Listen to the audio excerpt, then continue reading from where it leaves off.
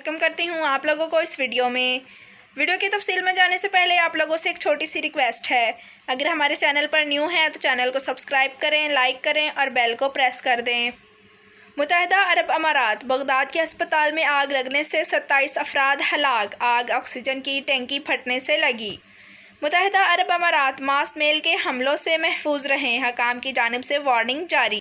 متحدہ عرب امارات رمضان میں اجتماعات کی بندش، معاملہ حکام کا کریک ڈاؤن جاری، آپ کو بھی 10,000 درہم کا جرمانہ ہو سکتا ہے۔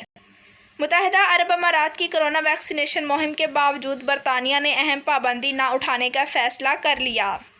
اماراتی ریاست نے افطار پارٹیوں پر بھرپور کریک ڈاؤن کیا ہے، سینکڑوں افراد گرفتار، بھاری جرمانے عائد۔ بحرین کا سفر کرنا ہے تو پاکستانیوں کو یہ اہم کام لازمی کرنا ہوگا، فضائی کمپنی نے خبردار کر دیا۔ سعودی عرب نے اہم خلیجی ملک سے تجارت بند کر دی۔ ایک اور غیر مسلم کا دل اسلام کی روشنی سے منور ہو گیا، اہم جنوبی افریقہ کرکٹر نے اہلیہ سمیت کلمہ پڑھ لیا۔ متحدہ عرب امارات میں کورونا کے ڈیرے، 2 مزید ہلاکتیں، 1813 نئے کیسز رپورٹ۔ جی تو ناظرین، بڑھتے ہیں خبروں کی تفصیل کی جانب۔